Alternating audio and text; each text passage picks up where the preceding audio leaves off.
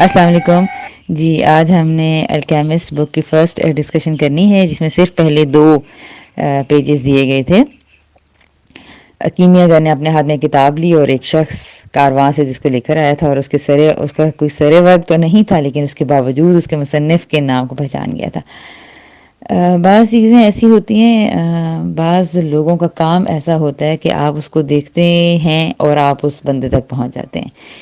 تو انسان کو اپنے اندر ایسی خوبیاں، ایسی کوالٹیز، ایسی ڈیپتھ، ایسا اسٹائل ضرور پیدا کرنا چاہیے کہ اس کا کام دیکھ کے لوگ اس کو پہچان جائیں. فار ایگزامپل آپ نے دیکھا ہوگا کہ ڈراماز بعض اوقات جو ہمیں کلک کیے تو ان کے کوئی ایپیسوڈ دیکھ کے ہم نے بتا دیا کہ یہ تو میرا احمد کا ڈرامہ لگ رہا ہے. تو بعض تحریریں آپ دیکھتے ہیں، لائک اتنی ساری تحریروں میں آپ دیکھتے ہیں کہ ممتاز مفتی کی تحریر جہاں کہیں آپ پڑھتے ہیں تو آپ کہتے ہیں یہ ممتاز مفتی کی تحریر تو نہیں ہے، چاہے اس کی کوئی بھی کتاب کا کہیں سے بھی آپ پڑھ لیں دیکھیں. تو اس میں بہت ساری چیزیں ہوتی ہیں جو بہت سارے کام یا بہت ساری چیزیں جو منہ بول کے بتاتی ہیں کہ ہم کس کا کام ہے. تو ایک چیز یہ ہے کہ ہمیں بھی اپنے اندر ایسی کوالٹی، ایسی خوبی، ایسی اپنا اسٹائل، انفرادیت، لیکن انفرادیت پازیٹیو انفرادیت کو ضرور مینٹین کرنا چاہیے. جو خدا کی طرف سے دین ہوتی ہے اس پہ کام ضرور کرنا چاہیے کہ ہم پہچان لیے جائیں کہ جی یہ کس کا کام ہے. اچھا، پھر اس کے بعد لیکن کہانی میں کیا ہے جی، نارسس کا ذکر ہے اور وہ بڑا خوبصورت تھا. بعض لوگ اپنی خوبصورتی میں اتنے گم اور اتنے محو ہوتے ہیں، اتنے وہ سیلف obsessed ہوتے ہیں کہ وہ اپنی تعریف اور اپنی اپریسیشن کے پیچھے ہر وقت اس طرح کے لمحات ڈھونڈ رہے ہوتے ہیں. یہ جو سیلف obsession ہے یہ کسی بھی طرح سے ہو سکتی ہے، کسی بھی حوالے سے ہو سکتی ہے.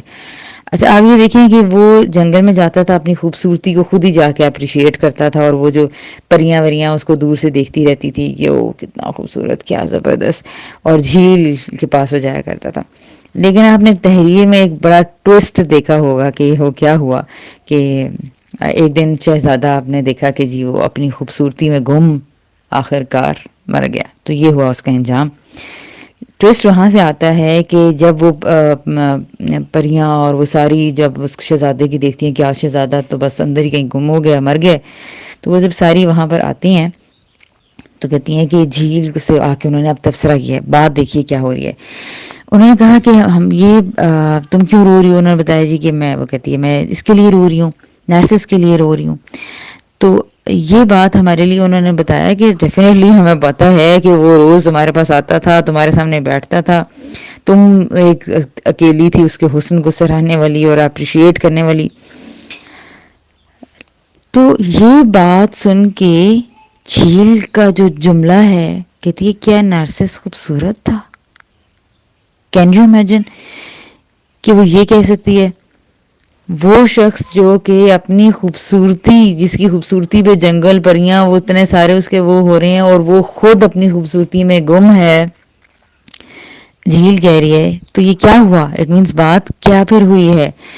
وہ کہتی ہیں کہ یہ تو بات ہمارے لیے بالکل بھی حیران کن نہیں ہے. انہوں نے کہا، سوری اگلی لائن ہے، تو کہتی ہیں تم سے بہتر بھلا کون یہ جان سکتا ہے. ان سب نے حیرانگی سے اس کو کہا، وہ روزانہ تمہارے ہی تو کنارے آ کے دو زانو ہو کے ہوتا تھا اور تم ہی تو اس کو دیکھا کرتی تھی. جھیل ایک لمحے کے لیے خاموش رہی اور پھر اس نے کہا میں نارسس کے غم میں اگرچہ روتی ہوں، لیکن مجھے کبھی یہ احساس نہیں ہوا کہ وہ خوبصورت تھا. میں تو صرف اس لیے رو رہی ہوں کہ جب بھی وہ میرے کنارے پر آ کر جھکتا تھا تو میں اس کی آنکھوں کی گہرائی میں اپنے حسن کو دیکھتی تھی.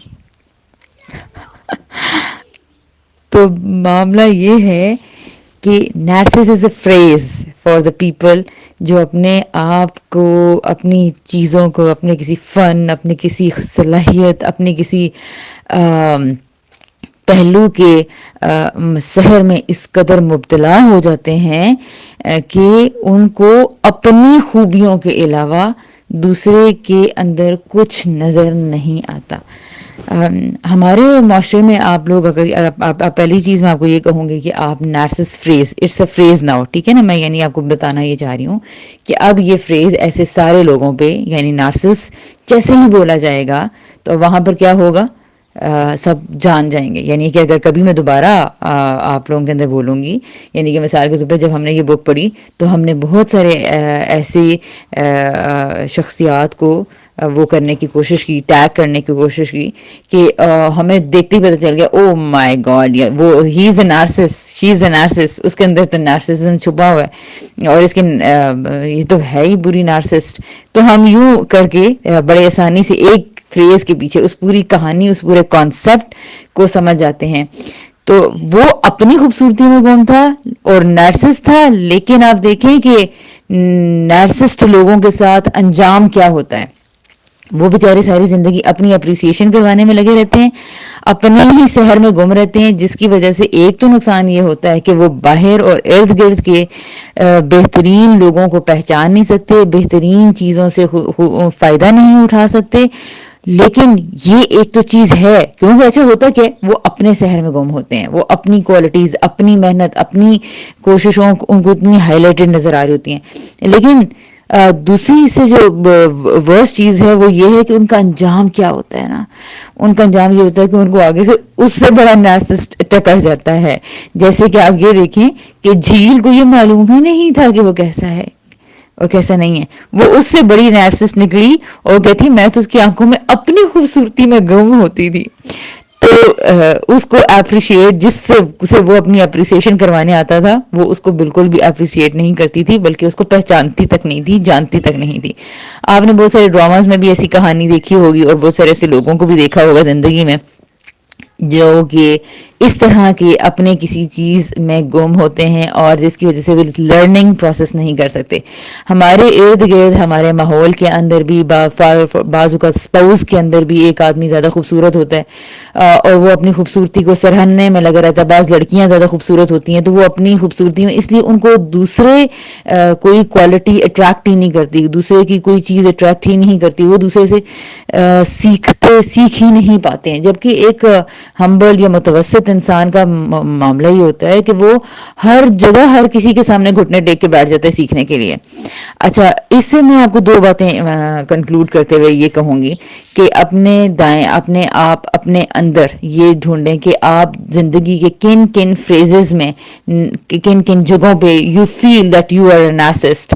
بیکاز یہ جو نارسزم ہے ہمارے ماحول کے اندر لرننگ میں جو سب سے بڑا پرابلم بنا ہوا ہے، رکاوٹ بنی ہوئی ہے، وہ یہ کہ ہم سارے خود کو خود ہی اتنا بڑا دیوتا مانتے ہیں کہ ہم یہ کہتے ہیں ہمیں دوسرے سے سیکھنے کی کیا ضرورت ہے، اس سے میں نے کیا سیکھنا ہے.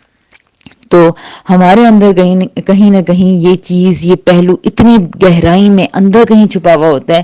بیکاز ہمارے سامنے کیا ہوتا ہے، ہمارے سامنے اب ہماری محنت، ہمارا رزلٹ، ہماری خوبی، ہماری جو لوگ ہماری تعریفیں کر رہے ہوتے ہیں، وہ ہماری ایفرٹ، ہمارا سفر، ہمارے سامنے وہ سب چیزیں ہوتی ہیں جس کی وجہ سے ہم اپنے اوپر نظر رکھے ہوئے ہوتے ہیں.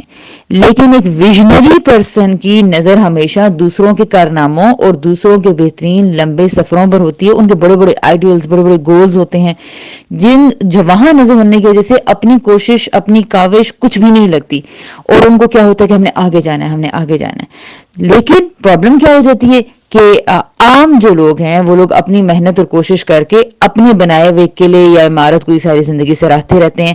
ہم میں سے کبھی کوئی بہت اچھا گھر مینج کرنے والا تھا، ہم میں سے کبھی کوئی بہت اچھی جاب کرتا ہوگا، ہم میں سے کوئی شادی سے پہلے بڑا اسمارٹ خوبصورت ہوگا، کوئی بڑا ایکٹیو ہوگا، کوئی کسی فن میں بڑا تیز ہوگا، کوئی بہت اچھا ٹیچر کبھی رہا ہوگا، کوئی کبھی بہت اچھا مینیجر رہا ہوگا.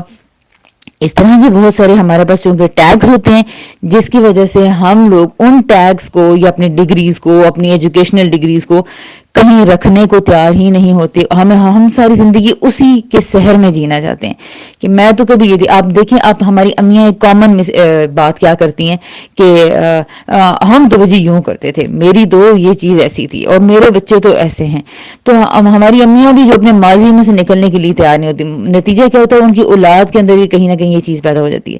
تو ہم سب نے اپنی زندگی میں یہ تعین کرنا ہے کہ ہم کہاں کہاں نارسسٹ ہیں، کہاں کہاں ہم لوگ سیکھنے کے راستے میں اپنے نارسزم کو رکاوٹ بننے دے رہے ہیں اور اگر یہ کوالٹی ہم نے اپنے اندر سے نکال لی تو ہم دوسروں کی اور ماحول کی بہترین چیزوں سے استفادہ حاصل کرنے لگ جائیں گے اور دوسروں کا بیسٹ ہمارے اندر بھی آنا شروع ہو جائے گا. تو ہوپ فلی آپ لوگ نارسزم کے اوپر تھوڑی سی ریسرچ بھی کریں گے اور اپنی زندگی کے اندر اپنے دن رات میں آپ لوگوں نے اس کو فائنڈ آؤٹ کرنا ہے. اوکے جی، تھینک یو. اور اس انجام